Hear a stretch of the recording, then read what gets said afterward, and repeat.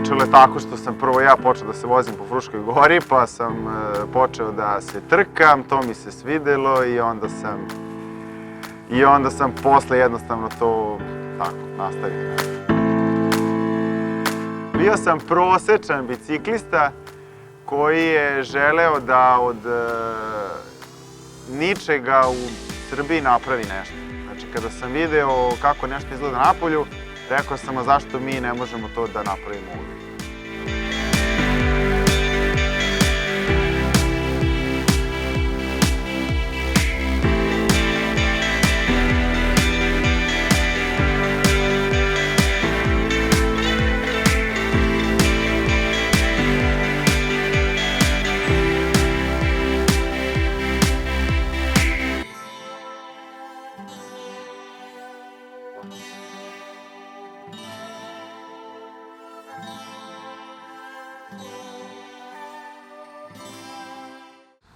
Ja sam pre kluba primetio jednog čoveka, jer retki su ljudi koji znaju šta hoće u životu, a još ređe oni koji znaju koliko mogu. I onda se pojavi jedan dečkić na 2 točka koji je znao jako dobro i šta hoće i koliko može. I danas, i sutra, i za 10 godina. To je Nemanja Vajs koji je oko sebe okupio istomišljenike i bukvalno iz ničega krenuo u susret izazovima koje pretpostavlja biciklistički sport koji u to vreme na neki način bio zamro u Srbiji. Od kada sam na mjestu pokrajinskog sekretara za sport i omladinu sam imao stvarno jedan jako dobar odnos sa Nemanjom i on je stvarno na sreću biciklističkog sporta jedan ozbiljan sportski stručnjak i sportski radnik sa velikim idejama, velikom energijom, inicijativom koja je predočena i u konkretnu saradnju i siguran sam da je to samo početak jedne uspješne saradnje.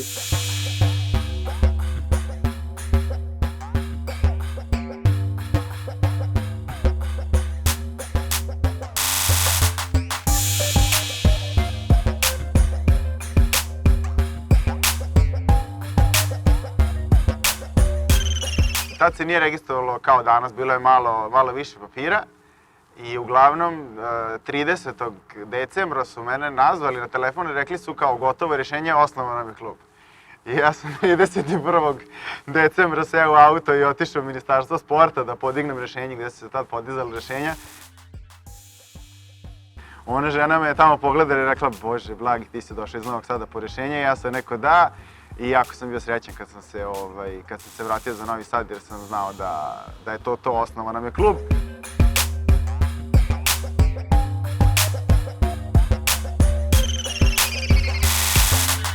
Klub je osnovan zato što nije bilo drugih klubova gdje bi mi mogli da uđemo i da realizujemo naše ideje koje smo mi tada imali i koje sam ja tada imao.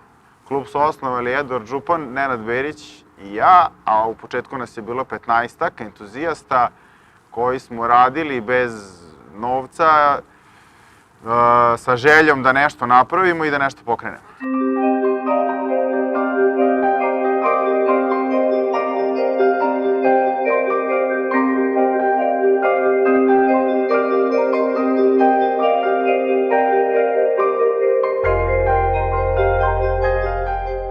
Početak mog rada sa klubom Novi Sad je počeo 2010. godine kada je objavljena informacija da je Biciklističkom savezu Srbije potrebna jedna devojka koja će da upotpuni tim za prve juniorske olimpijske igre u Singapuru. A meni je triatlon bio interesantan zato što već ima biciklizam u sportu. I ja vidim tamo neka Jovana Crnogorac pobeđuje sve i to je godište, 92. Tako je bilo. Ja je nađem, mislim na Facebooku, tada je Facebook bio, da. I pošaljem mi poruku, ima olimpijske igre u Singapuru, mi imamo normu, ali nemamo devojčicu, nema ko da ide. I ona je to prvo onako iskulirala, mislila da je neko zeza. Nakon nekoliko dana on je naravno poslao još jednu istu takvu poruku gde sam je bila kao ok, ajde odgovorit ću mu i našli smo se na sastanku jednom gde je isto on stupio sa istom tom pričom gde je potrebna devojka za prve te juniorske olimpijske igre. Meni je to sve delovalo onako potpuno nešto nenormalno jer sam ja bila u sportu dugi niz godina pre toga i realno gledano svakom sportisti je cilj i želja i san da ode na olimpijske igre, a kamoli da dobijete tako nekog ponudu, a pritom da se niste ni bavili tim sportom je potpuno suludom. Problem s Singapurom je bio što smo u manje od 6 meseci trebali da naučimo Jovanu da vozi BMX, da vozi mountain bike i da vozi drumski bicikl. Drumski bicikl je bio najlakši problem zato što je već bilo na triatlonu, ali BMX i mountain bike su stvarno bile izuzetno teške discipline za nju koja do tad je puno plivala i puno trčala, a nije toliko uopšte bila na biciklu, tako da to vreme od 6 meseci nije bilo dovoljno, ali svakako da nas nije obrukalo, čak šta više, bila je negde uvijek u sredini i tad se videlo da Jovana da ima to nešto. Kasnije meni kao mladom treneru bilo, ajde da kažem, i lako i teško da od nje napravimo pravog biciklistu koji će na kraju ipak dospeti na prave olimpijske igre. S obzirom da su moje prve olimpijske igre, naravno da ima uzbuđenje i mala doza treme, ali sve je to normalno. Olimpijske igre su nešto sasvim posebno što ne može se porediti ni s jednim drugim takmičenjem, ni s jednim drugim iskustvom. Iako sam bila na evropskim igrama i na juniorskim olimpijskim igrama, prave olimpijske igre su nešto skroz drugačije. Put za Rio je bio preko Brazila, 2 puta preko Kipra, Izraela i još mnogih država.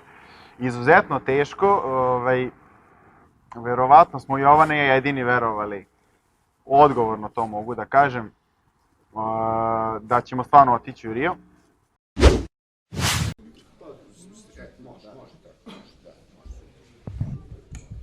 Kada sam ja došao na selektorsko mesto, ja sam rekao, moj zadatak je da dovedemo Srbiju na olimpijske igre. Čim imate nekoliko ljudi koji prepoznaju u tom što rade ne zanimanje, ne napor koji treba savladati, nego način života, onda je sve ostalo lako.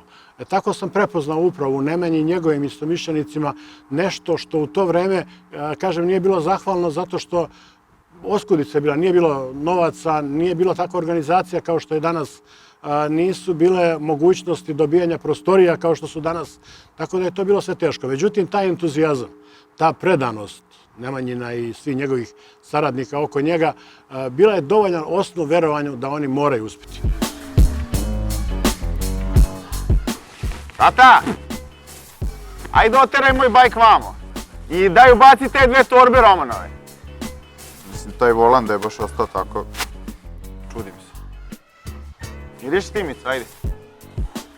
Pa ne kontam da ove ramove ne mogu nas ostali se kako.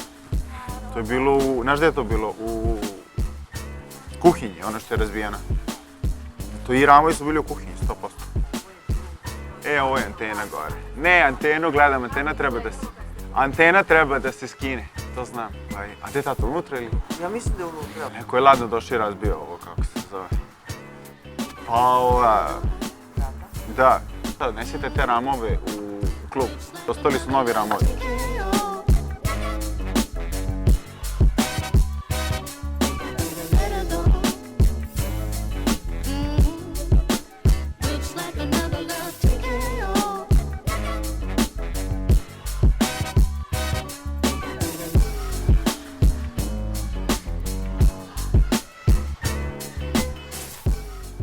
Neke te ideje koje su za neke članove kluba bile megalomanske i gde su me smatrali da sam pomalo lud. Oni su to smatrali megalomanskim poduhvatom da se naprave prostorije kluba. Kada sam došao da vidim to šta mi to možemo da iznajmimo, ničega nije bilo. Znači nije bilo prozora, vrata, vode, struje, ništa, bukvalno garaža. Ja kažem, dobro, okej, ajde sad ovo ćemo da sredimo pa ćemo videti odakle. Mi smo to sređivali jedno 6-7 meseci, skoro svaki dan. Gomilu novca, mislim, ja sam se zadužio tad, roditelji su pomagali. Gomila nekih firmi je davala materijal. Nakon 8 dana renoviranja, članovi biciklističkog kluba Novi Sad svečano su otvorili svoje, tako reći, nove prostorije u bulevaru Despota Stefana broj 5. Kad smo ga sredili, bili smo srećni zato što smo imali našu drugu kuću. Ja sam to smatrao mojom drugom kućom, ali svakako da je to bila prekretnica u klubu kad smo napravili prostorije, jer to je nešto što nas je odvajalo u odnosu na druge klubove.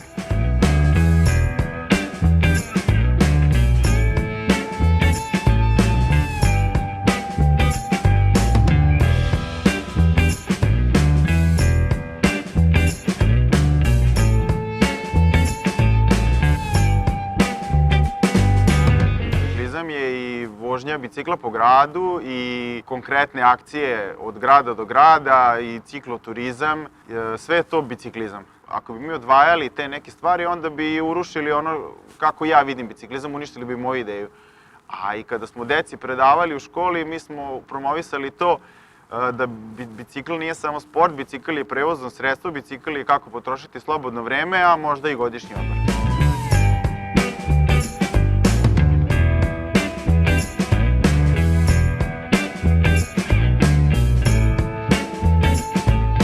Biciklistički klub Novi Sad jeste poznat po tome da smo mi radili dosta neke stvari koje drugi klubovi nisu radili, što se tiče organizacije trka, vođenje takmičara na trke u inostranstvu, dovlačenja stranih takmičara kod nas na trke. To je nešto što niko do sad u Srbiji nije radio i mislim da je to jedna sjajna stvar zato što se time promoviše sport više. Sve ono što doprinosi zdravom životu, povratku prirodi i sve te biciklističke ture, lomatanje obroncima Fruške gore i različitih meridijana Evrope i celoga sveta.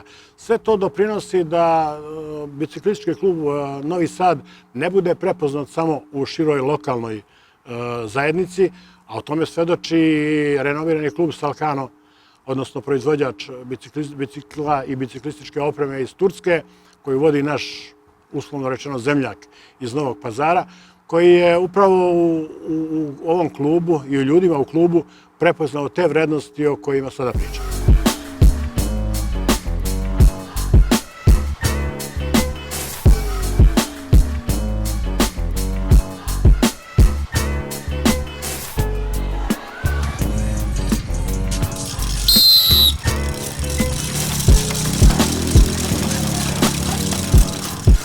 Mi smo imali tu sreću da smo se upoznali sa Bajramom, vlasnikom firme Salkano, na Jovaninoj prvoj međunarodnoj trci u Istanbulu, gde je bila prva međunarodna trka. Ona je imala tremu, ali posle toga kada je iz kruga u krug bila sve bolja i bolja, jednostavno nije ni razmišljala o plasmanu, nego je, eto tako, vozila svoju trku.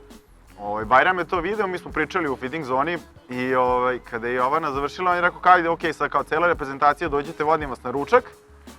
I tu je čovjek ponudio sponzorstvo, meni je to bilo nerealno. Ja mislim, kao naša firma, da saradu zajedno sa klubom i to pomaže i sport, i sa sportom pomaže brand da se pozna u svuđe. I što sam rekao prije, Salkano je poznat što davamo pomoć federacijama, sportistima i sa tim smo bili sad svetski jedan brand i sa tim se ponašamo. Bajram je takav čovjek da je više u nama video prave prijatelje i nekog koga hoće da pomogne zato što je video iskrenost u nama i da mi ovo radimo sa srcem i da radimo da bi nešto napravili, da bi promovisali i nas i Srbiju i uopšte biciklizam. I ja mislim, klub Novi Sad i Salkano, koliko postoju, bit će uvijek zajedno, kao što sad radimo zajedno i želim sve najbolje da bude, zašto stvarno profesionalno pravi se i prvo Nemanja Vajs i drugo vozači stvarno imaju dobar talent i ja mislim da će doći u dobro mesto. Nemanja Vajs iz biciklističkog kluba Novi Sad, koji ide u pratnji biciklista, kaže da će tura biti vožena 9 dana, dodajući da ona nosi veoma važnu poruku. Ima jako široku poruku, i političku, i sportsku, i ekonomsku, zato što je jako bitno ne bitno, mi kao biciklisti, kao sportisti, zato i vozimo rame uz rame sa turskim biciklistima, da širimo ljubav, da širimo prijateljstvo. Mi smo gledali da na neki način pokažemo to koliko smo mi uspešni na drugim poljima. Ta tura koju smo vozili, Beograd-Istanbul, je stvarno jedna od avantura koja će meni dugo ostati u pamćenju i verujem da možda nisam u ovom klubu, da tako nešto nikad ne bi doživjela. Sa ovim vezama što smo radili Turska i Srbija, i to je stvarno pomogla i relacije Turske i Srbije. I zato je ta cijela priča i trajala toliko dugo, da i kad su bili usponi i padovi i kad nije bilo možda rezultata koji su bili očekivani shodno ulaganjima, on je i dalje ostajao uz nas.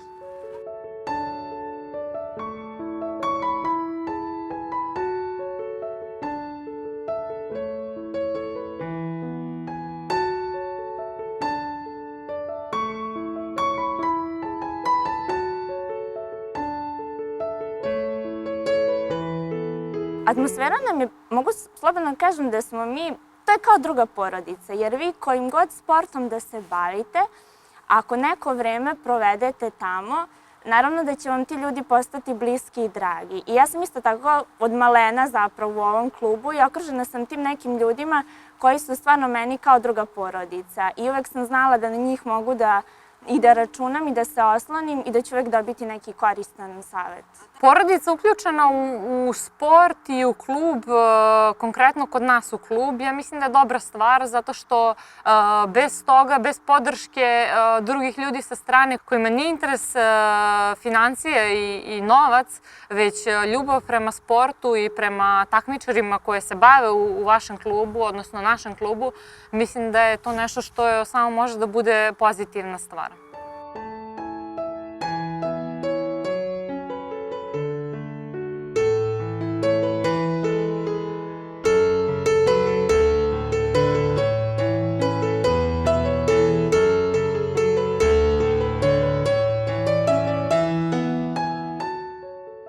Jeste puno vajsova u klubu, ali pravo da vam kažem, to meni nikada nije smetalo, jer na Nemanju sam uvek gledala kao na starijeg brata, na Vericu i na Šandora kao na druge roditelje i stvarno osjećala sam se sasvim prijatno i bilo mi je lepo na svim tim putovanjima koje sam provodila s njima. Pa, podrška roditelja jako puno i u životu i u klubu. Podržavali su me i dok sam bio sportista, pošto je ovo izuzetno skup sport i jednostavno nemoguće je u našem funkcionisanju bez roditelja, a njihova podrška je izuzetna.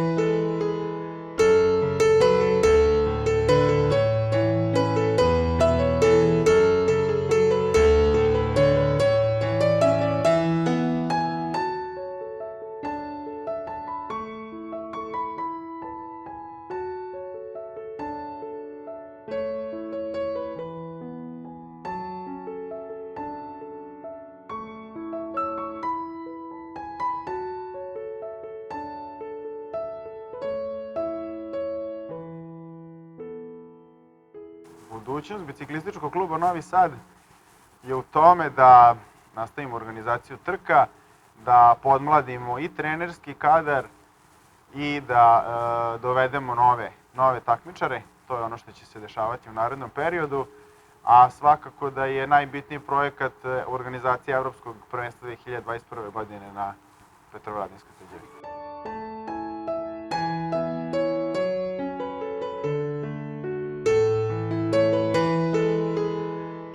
Mene lično organizacija Evropskog prvenstva u Novom Sadu je nešto što je više od ideje, više od nečega što sam ja želeo. Da na Petrovaradinskoj tvrđavi imamo Evropsko prvenstvo u mom gradu, u kom sam rođen, u kom sam naučio da vozim bicikl, da dovedemo sve evropske face i sve najbolje bicikliste, da promovišemo mountain bike u Novom Sadu na najbolji mogući način. Evropsko prvenstvo u Srbiji, wow, to je bilo nešto što je i mene iznenadilo i iskreno da budem vrlo oduševilo zato što će napokon Srbija dobiti neko veliko takmičenje u našem sportu koji je realno manje popularan kod nas. Ja bih želeo da imamo u kontinuitetu jedna dešavanja na međunarodnom planu koja afirmišu našu zemlju i naš grad na pravi način, a mi ćemo iz ugla sporta i omladine se truditi da to uvek prepoznamo, podržimo. Za biciklizam znači da dolaze najbolji biciklisti Evrope. Za Novi Sad znači da možemo da okupimo 1000 najboljih biciklista u tom momentu i preko 10.000 posetilaca. Za klub to znači da jedan mali klub kao što je biciklistički klub Novi Sad sa dobrom idejom može da napravi evropsko prvenstvo. Za mene lično znači vrhunac neke sportske karijere u tom organizacionom smislu.